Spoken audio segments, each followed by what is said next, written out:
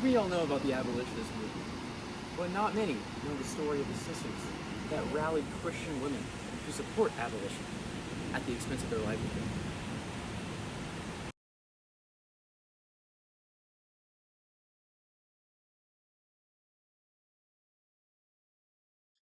Slavery must be attacked with the whole power of truth and the sword of the Spirit. You must take it up upon Christian ground and fight against it with Christian weapons. The Grimke sisters played a major role in the development of Christian abolitionist ideals. Their letter acted as a catalyst that inspired the Christian population to realize the deficits of slavery while also fueling tensions between the North and the South. Sarah and Angelina Grimke were born in 1792 and 1805, respectively, to a South Carolinian slave owning family. Sarah never had a great relationship with her parents due to their differing views on slavery. At age 5, she witnessed a slave being whipped and attempted to run away from home on a steamboat. Sarah was a very intelligent child. Her aspiration was to become a lawyer, but since opportunity was very limited for women at the time, that dream was considered to be impossible, despite her father even stating that, had she been born a man, she could have been the greatest lawyer in the country. Angelina and Sarah had a very close relationship, with Sarah becoming Angelina's godmother and looking after her. Angelina was always inspired by her sister's actions, and many of her beliefs she shared with and even learned from Sarah. In 1808, Sarah moved to Philadelphia to join the Religious Society of Friends. Angelina was not too far off from Sarah, accompanying her 9 years later. Sarah and Angelina struck out with the Quaker community, with Sarah refuted twice and Angelina refuted once. Their radical beliefs had the Quakers view them as dangerous and as a bad fit for their community, despite their shared beliefs regarding abolition. Around the same time, Angelina wrote her most famous piece, A Letter to the Christian Women of the South. She strongly introduces her letter as words from a former friend and confidant, even addressing them as such while encouraging them to read the following pages in the spirit of calm investigation, rather than beginning by trying to rile people up and anger them, as so many other protest oriented speeches do. This angle is seen throughout the letter and more effectively relays what people should do and why, and avoids simply telling them they are wrong without solid evidence.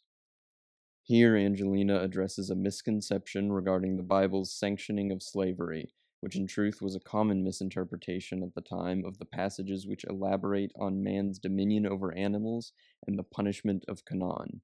It is presented in a very factual manner and serves as a great example of the informative and educational lens through which Angelina writes her piece.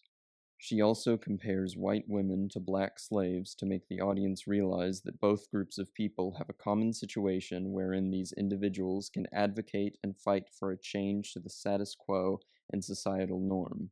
She also demonstrated that in history, Jewish women were sold as white women in the first settlement of Virginia and were as wives, not as slaves, showing how some white women were forced into marriage and treated as property, similar to black slaves in America.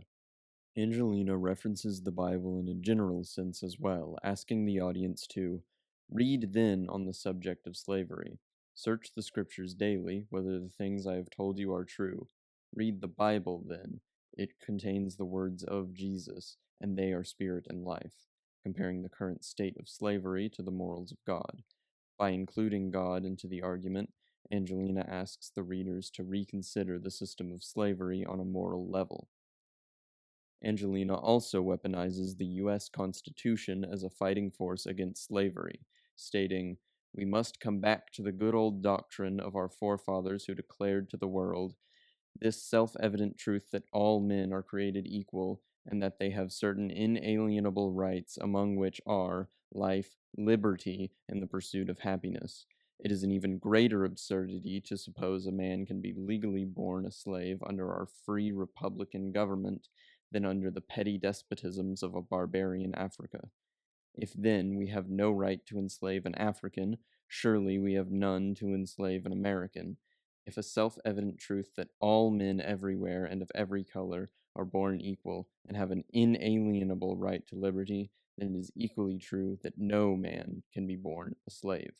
Through these statements, Angelina directly challenges the belief that a slave born under the American government can still remain a slave, invoking Thomas Jefferson's unalienable rights. She then introduces an inductive line of reasoning, stating that if a man born in America cannot become a slave, neither can any man, no matter their country of origin.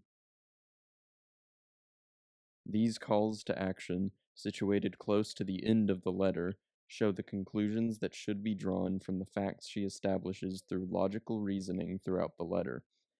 In her conclusion, she brings back the friendly disposition with which she began the letter, saying, "Farewell, count me not your enemy because I have told you the truth, but believe me in unfeigned affection, your sympathizing friend, Angelina E. Grimke." This appeal is a very informative and compelling piece that applies sound logic to the Christian view on slavery. Ultimately, despite getting herself kicked out of her home state and increasing tensions between the North and the South, Angelina did inspire many to realize the moral faults in the practice of slavery, as well as inspiring the civil rights activists of the future. I hope you all learned something about the Grimke sisters today.